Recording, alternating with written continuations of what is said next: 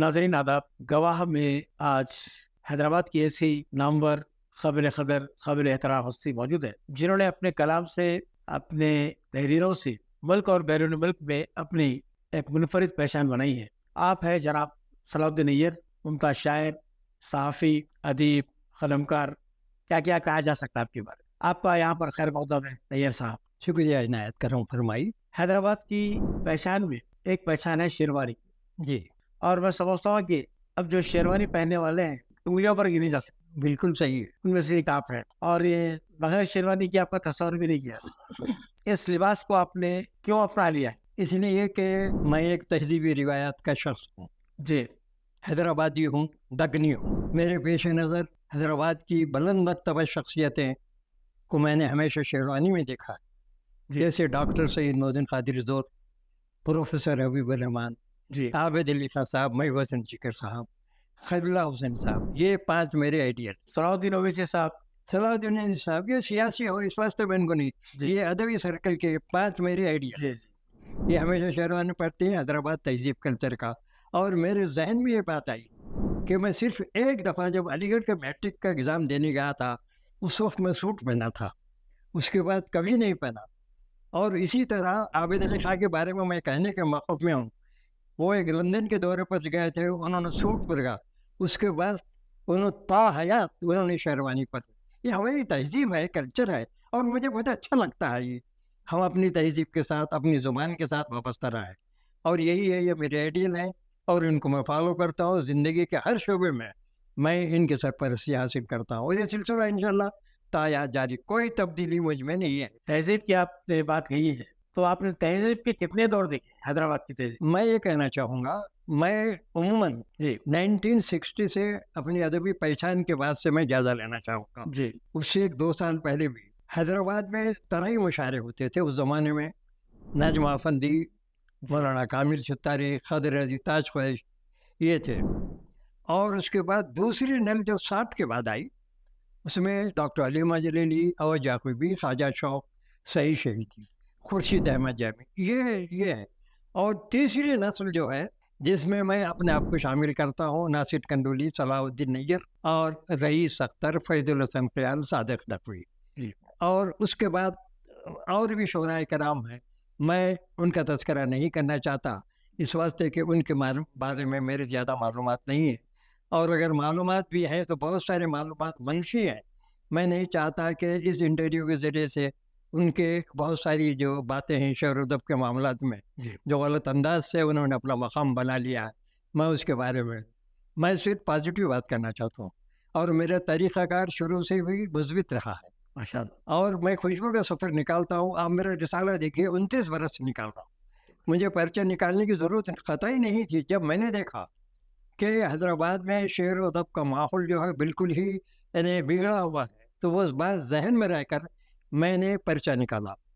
جب پہلا شمارہ جگر صاحب کسی کو نہیں معلوم، جب محی حسن جگر صاحب کو جب پرچہ دیا تو ناراضگی اظہار کیا، انہوں نے کیوں کرے آپ ایسی حماقت کیوں کرے؟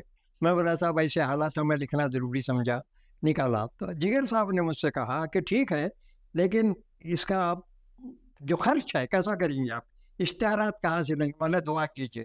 اللہ کے فضل سے، ان کی دعا ہے، بزرگوں کی، 29 برسوں سے بلا وقفہ میں نکل، اور یہ حیدرآباد کا پہلا رسالہ ہے جس کی مخالفت پرچے کی اشاعت کے بعد سے ہی جاری ہے۔ وہ اسی لیے کہ جتنے بھی ادبی جرائم پیشہ لوگ تھے، ادبی مجرمین تھے، میں چن کے نشاندہی کرتا ہوں کہ آپ نے یہاں غلطی کی ہے، آپ اصلاح کر دیجیے، لیکن میں دعوے سے کہہ سکتا ہوں پوری ایمانداری سے، آج تک 29 برس میں کسی شخص نے یہ بھی نہیں کہا کہ آپ نشاندہی آپ نے غلط کی ہے۔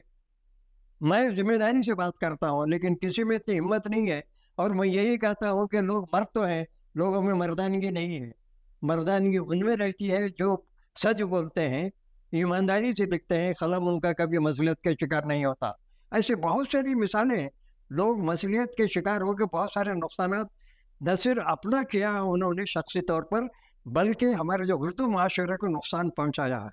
کئی ایسے چہرے ہیں میرے سامنے، میں ان کا ذکر نہیں کرنا چاہتا۔ آپ کا شمار کلاسیکی شعراء میں ہوتا ہے، اور آپ نے اس دور میں اپنے آپ کو بنوایا جب ترقی پسند تحریک کا زور تھا، اور ترقی پسند شاعری काफी मकबूल हो रही थी, उसमें आप अपनी पहचान बनी, मैं आपने कैसा मुकाबला किया उससे? मैं एक बात बताना चाहूँ, अहम बात बताता हूँ मैं, जी। और ये बात किसी के जहन में नहीं आई। 59 को मैं सियासत ज्वाइन किया, जी। बल्कि मैं एक न्यूज़ लेकर गया था, उर्दू कॉलेज का तालिब इल्म था, और उस वक्त मुझे अच्छी तरह याद है कि आबिद अली छोटे नीचे कमरे में थे, वो नीचे ऑफिस में आबिद अली खान साहब, जिगर साहब तशरीफ फरमा थे। उन्होंने कहा कि आप उर्दू कॉलेज के स्टूडेंट हैं, कोई ऐसा काम कीजिए जो अहम हो सकता है। तो उस वक्त शायद सिद्दीकी साहब बाजू कमरे में शीशावती का कॉलम लिख रहे थे। जी। उन्होंने बोले, शायद ये नया नौजवान शायर है, उर्दू कॉलेज के तालिब इल्म है, मैं चाहता हूँ कि इनके ज़िम्मे शेर व अदब का हिस्सा। उन्होंने वहाँ से 59 में शेर व अदब का मेरे ज़िम्मे किया पूरा काम, जी। और 4-5 साल तक, यानी ये कहिए कि 63 से 64-65 तक मैंने इतना अदबी काम किया है कि सियासत की तारीख में किसी ने भी नहीं किया, बल्कि हैदराबाद में किसी ने भी नहीं किया। मैं ये कहना चाहूँगा, मैंने 124 शायरों पर तारुफ़ी मज़ामिन लिखे। मोहम्मद क़ुली क़ुतब शाह से लेकर रईस अख्तर तो किताबें छप चुकी है। ऐसे मैंने सियासत में जिगर साहब की सरपरस्ती में, हर काम मैं जिगर साहब की सरपरस्ती में किया हूँ, और ये बहुत सिलसिला लंबा है। लोग तज़किरा नहीं करते मेरे बारे में, लोग ज़रा बहुत ही मोहतात रहते हैं, बोलते नहीं। आपने 130 किताबें भी लिखी। मेरी देखिए, इस वक्त मेरी 130-35 किताबें मेरी और मुझसे बताना। जी। मेरी किताबें अपनी जगह है, उसमें मैंने तकरीबन 300 हज़रात तो मैंने तारुफ़ी मज़ामिन लिखे हैं। मेरी किताबें मौजूद हैं, खुद आपके लाइब्रेरी को मैंने दिया है, और ये तारुफ़ी मज़ामिन है, शख्सियत पर नहीं, उनको जैसा मैंने महसूस किया, ये किताबें हैं। और यहाँ के बहुत सारे जो शायर हैं, उन्होंने, मैंने किसी को उस्तादी नहीं की, लेकिन मशवरा सुकून दिया। मशवरा सुकून की बुनियाद पर मैंने अदबी काम किया, और आज भी सिलसिला जारी है। आप नौजवान थे, और उस ज़माने के आपके नौजवानी में जो सीनियर शुरा थे, किसके साथ आपको कलाम पढ़ने का, मुशायरों में शरीक होने का मौका मिला, जिसे आप एजाज़ समझते अपने लिए? मैं ये कहना चाहूँगा कि जैसा मैं बताया ना कि मैं हैदराबादी हूँ, दक्कनी हूँ, जी। और हमारी जो बुज़ुर्गों की रिवायत है, मैं उससे इनराफ़ नहीं कर सकता। ये जो तहज़ीब मुझे मिली, जी। जैसे शेरवानी की बात कर रहे हैं, वही शेरवानी मैंने कहा था ज़िंदगी भर मैं पहनते रहूँगा शेरवानी, ताहयात लिबास नहीं बदलूँगा, ये तहज़ीब है। और इन बुज़ुर्गों से मैंने सीखा है साहब, जी। ये जो तहज़ीब सीखा है। मैं ये कहना चाहूँगा कि मैं एक अहम बात सुनाना चाह रहा हूँ। सियासत ज्वाइन करने से पहले हैदराबाद में तरह मुशायरे होते थे, जिसमें मौलाना कामिल सत्तारी, हज़रत ख़ज़र रज़ी, नजमा फ़ती। वहाँ हम नए शायर की हैसियत से वहाँ तरह मुशायरों में जाते थे। जब 59 में सियासत ज्वाइन किया, वहाँ अदबी शोबे का मैं ज़िम्मेदार ठहराया गया, शेर व अदब का। वहाँ मैंने ये जो लकीर थी ने, उस वक्त क्या मुझे अच्छी तरह याद है, सुलेमान अली साहब, शाहिद सिद्दीकी, अजीज़ खैसी, ये जो वक्त के कमर शायरी, ये सरबराह किस्म के शोरा था, हमसे सीनियर थे। हमेशा ये फासला रखे थे, ये नया शायर है, पुरानी शायर है। जैसे पुराने शायर के शायर नए पुल से पार नहीं करना, मैं पहले शख्स को पार किया, और दिन तमाम लोगों को ला लिया, यहाँ तक कि अलीउद्दीन नबी भी आ गया वहाँ। आबिद अली खान ने कहा था कि नहीं यार, ये मुझे बहुत पसंद है शायर में। और उस ज़माने में अल्लामा हैरत बदानी, कमल परशाद, शाह तमकिनत, ये ग्रुप था उनका। इन्होंने सभा में भी मेरा कलाम छपा, लेकिन मैं अपना तरीक़ेकार हमेशा मुस्बित रखा। मैंने किसी की मुखालिफत नहीं की, ईमानदारी से काम किया, आज भी करता रहा हूँ। जब से मैंने होश संभाला और जब से मैं मुशायरों में शरीक हुआ, तो हमेशा देखा कि आपको हर मुशायरे में एक ओपनिंग बैट्समैन के तौर पर जो उतारा करते थे, बिल्कुल शुरुआत आपसे होती थी, और आपका तरन्नुम बहुत पसंद किया जाता था। और इसके बारे में मैं कहूँगा, खुद आपकी मैं तारीफ़ करूँगा। एक दफ़ा आपने खुद मेरे खिदमत किया था, उस वक़्त एन.टी. रामाराव चीफ मिनिस्टर थे। मैंने एक शेर सुनाया था, और वाजपेयी के ज़माने, वाजपेयी के बारे में, मेरा क़ातिल वज़ीर दाखिला है, उसको अडवाणी वगैरह जो सिलसिला था, मैं हमेशा अदबी टेस्ट के मुशायरों में ग़ज़लें कम सुनाया हूँ, मसाइल शेर बहुत ज़्यादा सुनाया हूँ। मुझे अच्छी तरह याद है कि आप सबसे पहले बैठे, जैसे मैंने मुशायरा ख़त्म हुआ, आप पहले शख्स से मेरे मुबारकबाद दिए। आप इनका गुजरात के ऊपर लिखे थे आप? जी हाँ, गुजरात पे नज़म थी आप? जी हाँ, गुजरात पे जो नज़्म, मेरा हैरत करेंगे आप, गुजरात में जो मेरी नज़्म दफ्तर है हिंदुस्तान, सारे हिंदुस्तान में इसका चर्चा रहा। यहाँ तक कि कमिश्नर ने, हैदराबाद के कमिश्नर ने, यहाँ के एक खान जो डिप्टी कमिश्नर थे, انہوں نے سیاست کو بھجوایا، مجھ سے گفتگو نہیں کی. انہوں نے آ کے بولا آخر یہ نظم کیا ہے؟ آپ یقین کیجیے وہ سننے فسادات سے متعلق نظم ہے. میں نے کسی اس میں غیر مسلم کا میں نے اس میں نام نہیں لیا، کسی کے نام نہیں، تو صرف ہے. اور سارے ہندوستان میں دھوم ہو گئی. چند اشعار اس کے. وہ ذرا ذہن میں اچھا ٹھیک ہے، کبھی سنوں گا میں، آپ کے رسالے میں دے دوں گا. پوری نظم ہے تو میں اس کے بارے میں بتانا چاہوں گا. نریندر لوتھر صاحب ظاہر حیدرآباد میں بہت عزت دی گئی انہیں. یہ باہر کے تھے، پاکستان تھے. جب تقسیم ہو گئی میں پڑھا ہوں کہ 1.5 مہینے تک ایک مسلمان بریگیڈیئر آفیسر تھے، ان کو اپنے پاس رکھے. حیدرآباد آئے، اچھے آدمی تھے، لیکن انہوں نے پہلی دفعہ دکن کرانے کو زاہد علی خان کو دھمکی دی جب نظم چھاپے کہ آپ نے نظم کیوں چھاپی، یہ ہندوؤں کے خلاف ہے. تو اتفاق کی بات ہے. جیسے مجھے بات یقین کیجیے، مجھے نظم بھی سنا ہے، اور یہ نظم جو ہے یہ سال ہے مدینہ منور کی زیارت کے بعد دوسرے دن ریاض میں مشاعرہ تھا، وہاں میں نے نظم سنائی. میں یقین کہہ رہا ہوں آپ سے، جتنے سامنے شخصیتیں سب کا آنکھیں ڈبڈبا رہی تھی، چونکہ پوری نظم میں اس کی بات ہے. اب اس کے بعد جب آ گیا حیدرآباد آ گیا وہ، تو وہ منور علی صاحب دیکھ رہے تھے، غیر صاحب بھی تھے بھی ٹھیک اس زمانے میں. اب زاہد علی خان کو نریندر لوتھر ٹیلیفون کر دیے، ٹیلیفون کر کے بولے بھائی نظم کیوں چھپے آپ؟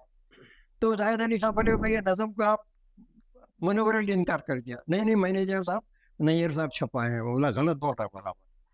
غیر موجودگی میں انہوں دیکھتے تھے، منور علی صاحب دیکھتے تھے، غلط بول رہا. خیر وہ نظم چھپے، کافی شہرت ملی، ہندوستان میں تاقی ہو گئی، ٹی وی ہو گئی. لیکن مجھے یہ کہنے میں کبھی بھی قابل ہے. اور یہ ایک محفل ایسی بھی ہوئی اس وقت، ایک کمشنر پولیس ایک ہی خان دونوں ایک ڈنر پر میں تھا، اس پر ذکر آیا. اور پرانے شہر میں ایک صاحب تھے صادق صاحب، انہوں نے ارینج کیا تھا کاروان میں، اس کا ذکر آیا، ٹیبل پر ذکر آیا. لیکن اس میں غلام صادق الدین تھے، انہوں نے کیا تھا کاروان میں ہوا تھا. ایک ہی ٹیبل پہ کمشنر بیٹھا، کرشنا بہت اچھے آدمی تھے، وہ حیدرآبادی تھے، وہ تھے ڈپٹی کمشنر تھے ہمارے کے خان. اس کا ذکر آ گیا. میں بولا صاحب کہیں ایسی بات نہیں، میں فرقہ پرستوں کے خلاف دیکھا ہوں، ایک لفظ گواہی دے گا اس کا. تو ہے کیا کر رہے اس کی. صاحب یہ جو حیدرآباد کی جو تہذیب بالکل ایک کیا بولتے ہیں آپ، آلودہ ہو گئی تہذیب. بالکل جو جس تہذیب پر ہم کو ناز تھا، آج اس پر ہم کو شرمندگی ہو رہی ہے. میں اگر پوری ایمانداری سے کہنا چاہوں جی، میں جیسا کہ میں نے کہا 60 برس سے شعر و ادب کی محفلوں میں ہوں، آپ سبھی شہر جانتے ہیں. میں پوری ذمہ داری سے یہ بات کہنا چاہوں گا، میں پسند جگر کی زندگی تک عابد علی خان کے انتقال کے 4-5 سال جگر صاحب زندہ رہے، اس کے بعد پورا حیدرآباد کی تہذیب ادب پورا ختم ہو چکا. کوئی حیدرآباد میں ایسا بڑا آدمی نہیں ہے جو سرپرستی صحیح طور پر کر سکے. آپ جو مشاعرے جس انداز میں ہو رہے ہیں، آپ بتائیے کتنے شاعر ہیں، کتنے متشاعر ہیں. آپ انعامات دیتے ہیں اکیڈمی سے، جوہلا کو ہم انعامات دے رہے. میں جوہلا کے، میں نے جوہلا گالی نہیں ہے، جوہلا وہ لوگ ہیں جو دائل میں نہ واقف ہیں، ان کی بات کروں. اب کیسے ایک ایسے شاعر بھی میری نظر میں ہے، میں نام نہیں لوں گا، اس کو اردو رسم الخط سے واقف نہیں ہے، اس کو 50,000 کا ایوارڈ کارنامہ حیاتی ہے، جبکہ لوگ 30-35 سال سے شعر و ادب کے ان کو دینے دے رہا. اور اکیڈمیز کا جو ہمارا حال ہے، آپ یقین کیجیے پرانے ان سے پہلے جو مجیب صاحب تشریف فرماتے آئے تھے، ان کو بالکل ایک لفظ نہیں آتا تھا. قومی زبان میں انہوں نے اپنی بات جو لکھتی تھی، لکھنا پڑھنا آتے تیلگو کا آدمی تھے. ایک خوشخط لکھا کے چھتا بازار میں لا کے چسپا کر دیتے، خالی کچھ بھی لکھو. ان کے زمانے میں بہت نقصان ہوا. اور اس کے بعد اب جو تشریف لائے ہیں، ان کے تو کارنامے ابھی تک ظاہر نہیں ہوئے، لیکن کارنامے یہ ہے کہ تقریباً 7-8 مہینے سے ہمارے پورے مسودات کا یہ سارا کام ٹھپ ہے. مجھے یہ بھی معلوم ہے کہ تشریف نہیں لاتے، ان کو آنا چاہیے. پہلی دفعہ عموماً طریقہ کار یہ رہتا ہے، کسی بھی دفتر میں ہو، کسی بھی مینجمنٹ میں ہو، جب نیا شخص آتا ہے تو تعارفی اجلاس ہوتا ہے. انہوں نے تعارفی اجلاس نہیں رکھا. میں نے حلیم بابا سے کہا، جا کے ملے، ملاقات کی. میں بولا ان سے کہیے آپ، میں جا کے نہیں ملتا. بولا میں بڑا آدمی ہوں، بولا میں ان کو نہیں، 3 سال کے ہیں، میں 50 سال سے شہر میں کر رہا ہوں، اور میری پوزیشن جو راج کبھی کی پوزیشن ہے. جب تلنگانہ حکومت بنی، حیدرآباد کے سب سے بڑا اور پہلے شہر جیسے سے مجھے عزت دی گئی، میں اس پر میں خوش ہوں، لیکن میں فخر محسوس نہیں کرتا. مجھے اور بھی بڑے لوگ ہو سکتے ہیں. بولنے مطلب یہ ہے کہ ہم کیوں جائیں صاحب. آپ کو معلوم ہے، اصل بات بولنا چاہ رہا ہوں، اردو اکیڈمی جو قائم ہوئی، इंदिरा गांधी के ज़माने में पहले उत्तर प्रदेश में हुआ, उसके बाद जनाब मगरबी बंगाल में हुई, बिहार में हुई, चौथी मरतबा आंध्र प्रदेश में। जो पहले जो वजीर थे आसिफ पाशा, पहले उसके सदर रहे हैं। आप फाजिल साहब अच्छी तरह पूरा जानते हैं। आप ये बताइए, इब्तिदा में जो मिजाज था वो नहीं रहा। मैं तारीफ करूँगा प्रोफेसर एस शुगर की, बगैर बोर्ड ऑफ गवर्नर्स के 7 बरस तक उन्होंने निहायत उम्दगी के साथ चलाया, पूरा पैसा खर्च किया, यहाँ तक कि एक गुलकार गुलाम अली को पाकिस्तान से बुलाया ऑल इंडिया मुशायरा। आज कहाँ हो रहे बताइए। प्रोफेसर एस शुगर के साहब के बाद मैं ये कहना चाह रहा हूँ, मैं हुकूमत से ख्वाहिश करना चाहूँगा और जिम्मेदारान से कह रहा हूँ कि शुक्र साहब जो जिस वक्त दायरतुल मारिफ के डायरेक्टर हैं, वहाँ उनके लिए बहुत सारे लोग हैं मजहबी, उनको वहाँ रखिए। शुक्र साहब को यहाँ का चेयरमैन बनाइए उर्दू अकेडमी, और वो पूरी जिम्मेदार अगर उनको चेयरमैन बनाए तो एक हफ्ते में जितने मसाले हल करता वो शख्स, और पूरा सीधा ईमानदार आदमी है। ऐसे शख्स की ज़रूरत है उर्दू में। ये मौजूदा सदर मोहतरम है, उनके बारे में ज़्यादा वाकिफ नहीं हो, मालूम हुआ कि सियासी है। ठीक है, आप रहिए, आप दूसरा शोबा जब आप ये शोबा आपके वो नहीं है उर्दू एकेडमी के जो सदारत का शोबा, यहाँ शायद अदीब सियासी को होना चाहिए। आप इनका बैकग्राउंड के बारे में इदारा मेरा शहर मेरे लोग इदारा मैंने किया, जो है आपने जो है याद रफ्तागान के तौर पर जो अपने गुजरे हुए पेशरों नस्लों के मोहसिनों का जो आप याद करते हैं, ये कैसे ख्याल आया और उसका मकसद क्या है? मैं ये बताना चाहूँगा, ये अंजुमन देखिए 35 साल पहले बनी जी। मालवाला पैलेस में, जब रमनाचारी साहब डायरेक्टर कल्चर अफेयर्स थे, आवेद अली खान मौजूद थे, नयपाल सिंह मरवा, रईस अख्तर मेरे माविन थे। उस वक्त ये अंजुमन बनी 40 साल। दरमियान में मैंने कई जलसे किए, तात्तुल पैदा हुआ। लेकिन अब जो मैं कर रहा हूँ, मेरे जहन में ये बात आई कि हमारे पास ये है कि एक शायर अपने बाप को याद नहीं करता। कई शोरा ऐसे हैं, बाप का फंक्शन नहीं करते सनी आप, और बाप का दूसरे के फंक्शन में आके बैठते। ऐसे शायरों की बात कर रहा हूँ, अदीब भी ऐसे हो सकते हैं। ये मेरे जहन में बात है। ये इसे जितने लोगों अब तक 64 हजरात का मैंने 20 महीने से बिला वक्फा एक बार बात बताऊँ, इसमें मैं किसी का शख्सी 1 रुपया मैं किसी से नहीं लिया और नहीं लूँगा। मुझे ताउन हासिल है कल्चर अफेयर डिपार्टमेंट से। 3 दफ़ा उन्होंने मेरे 25-25 हज़ार दिए हैं और 25,000 दिए, और हर महीना कम से कम 3,000 हमको मिलता है, खर्च होता है हमारा 3 बजे। और मैं आपके मुंह पे कहना चाहूँगा कि आपकी वजह से ये हाल हम इस्तेमाल कर रहे हैं। पहले वो अबुल कलाम में करते थे, यहाँ बहुत पढ़े लिखे लोग आ रहे, और काफ़ी आपने कंसेशन किया, और आपका स्टाफ इतना बेहतरीन स्टाफ है कि हमको महसूस ही नहीं होता कि ये लोग गैर हैं, हमारी बिरादरी के लोग हैं। इस वजह से इंतहाई किफ़ायत में कर रहे हैं, 64 किए हैं, और इंशाअल्लाह ये सिलसिला चलता रहेगा और चलता रहेगा सिलसिला। अगर हुकूमत से पैसे नहीं भी मिलेंगे कि मैं अपने पेंशन में से 3,000 परवेज साहब को दे दूँगा, पूरा फंक्शन चलता रहेगा। ये मेरी ईमानदारी से हो। मगर हुकूमत से मिल रहा है पैसा, अभी 1 साल तक हुकूमत का पैसा हम चलाते रहेंगे, हमको कोई बात नहीं है। और जैसा कि आपने कहा, मेरा मकसद सिर्फ ये है, हम बुजुर्गों को भूल गए साहब, हम अपने बाप दादा को भूल गए। इनकी खिदमत जितने नाम छपे हैं उसमें 16 गैर मुस्लिम हैं।